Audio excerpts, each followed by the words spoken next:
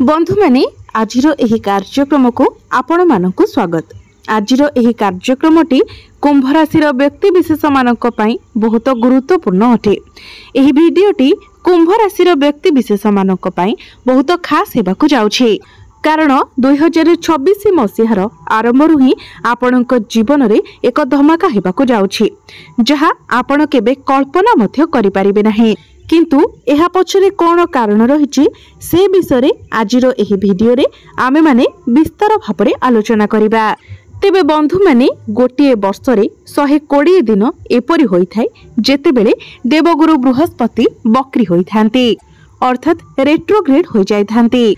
तो आमर राशि चक्र रे जो 12 गोटी राशि रहिछंती, प्रत्येक राशि रो जीवन रे एही 120 दिन अनेक परिवर्तन आनी आसीबाकू जाउछि। तो राशि चक्र 12 गोटी राशि मध्यरु एकादश राशि हेउछि कुंभ राशि।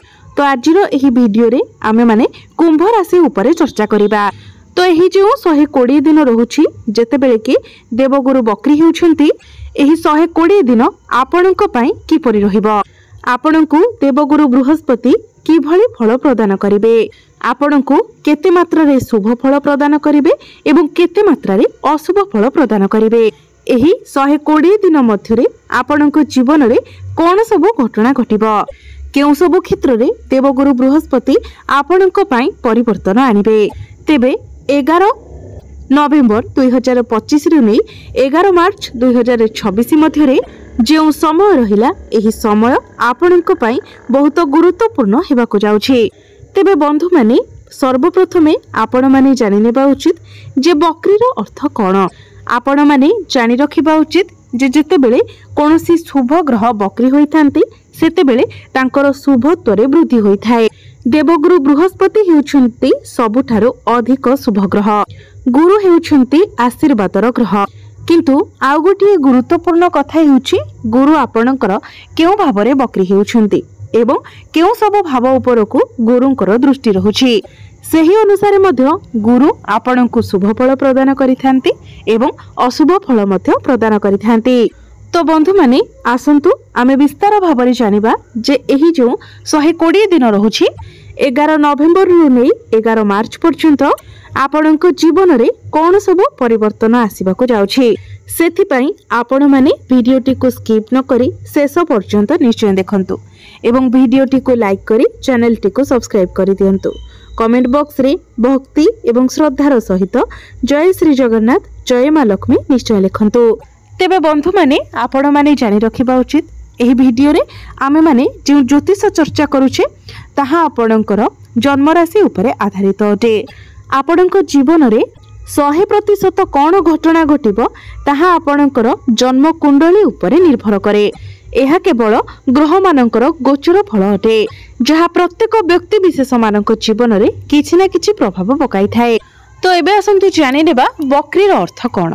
आपण माने जानिथिबे जे प्रत्येक ग्रहंकर एक निजस्व गतिपथ रही थाए एवं सेही गतिपथ रे ही प्रत्येक ग्रह सूर्य को परिक्रमा करिथांती।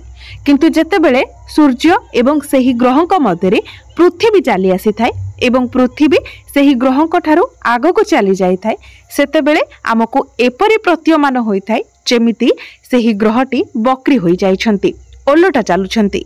किंतु वास्तव रे सेपरि किछि होई न थाए, केवल सेही ग्रहंकर गति रे किछिटा परिवर्तन आसी थाए, जहा प्रत्येक राशि रो व्यक्ति विशेष मानक उपरे गभीर प्रभाव पकाई थाए। तो एबे आसंतु जानिबा एही 120 दिन आपणक जीवन रे केउ परिवर्तन आनिबाको जाउछि। तो बंधु माने गुरु आपणकर षष्ठ भावरे बक्री हेबे। तो बंधु माने षष्ठ भावटी होई थाए रोग ऋण एवं शत्रुर भाव, कंपिटिशन भाव।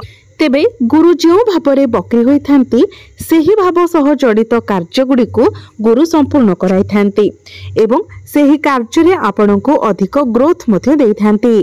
तेबे बंधु माने आपणक पई खुशीर कथा हेउची गुरु आपणक भावर आपणकर षष्ठ भावरे उच्चस्थ अछंती।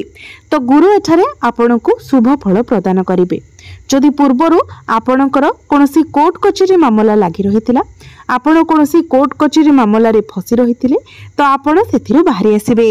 गुरु आपणकर द्वितीय एवं एकादश भावर अधिपति अटंती, अर्थात धन भाव एवं लाभ भावर अधिपति अटंती। गुरुंकर दृष्टि आपणकर द्वादश भाव उपरे रहुछि। तेबे बंधु माने एही 120 दिन मध्यरे आपणकर एपरि कोनोसी व्यक्तिक सहित भेट होई पारे जो व्यक्ति आपणको अनेक दिगरु सहाय्य करि पारिबे। कोर्ट कचेरी मामला रे सेही व्यक्ति आपणको अनेक सहाय्य करिवे। द्वादश भावटे होइथाय विदेशर भाव। तो जो व्यक्ति विशेष माने विदेश रे रही काम कार्य करूछंती, विदेश रे रहुछंती किबा आपण जदि एनआरआई अछंती तो आपणको एहा अधिक शुभ फल प्रदान करिवो। जदि आपण चाकरी करूछंती तो चाकरी क्षेत्र रे आपणको प्रमोशन मध्य मिलिबो। जदि आपण निजर क्यारियर रे किछि परिवर्तन चाहुतिले तो आपणको समय साथ देबो।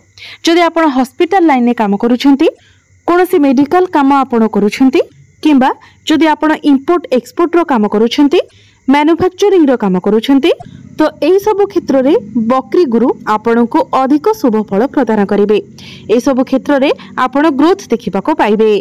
जो व्यक्ति विशेष माने किंबा जो विद्यार्थी माने विदेश यात्रा करबाको चाहुतिले, विदेश रे रही पाठ पढिबाको चाहुतिले तो सेमानकर सेही इच्छा मध्य पूर्ण हेबा। किंतु एही 120 दिन मध्यरे आपण किछि लोन मध्य नै पारंती। घर बनाइबा पई, गाड़ी किनिबा पई किंबा निजर पाठ पढ़ा पई आपण लोन नै पारंती। किंतु आउ किछि अशुभ फल मध्य गुरु आपणको प्रदान करिवे। आपणकर एपरि किछि शत्रु आपणकर सामना को आसी पारंती जो माने पूर्वरो आपणकर पछरे षडयंत्र करुथिले, किंतु वर्तमान से माने आपणकर सामना को आसीबे, अर्थात आपणकर शत्रु संख्या बढ़िबो। किंतु आउ गोटे खुशीर कथा हेउची जे जेते षडयंत्र कले मध्य आपणकर केही कोनोसी क्षति करि पारिबे नाही। आपण आपणकर उन्नति पथरे आगको बढ़ी चलिबे।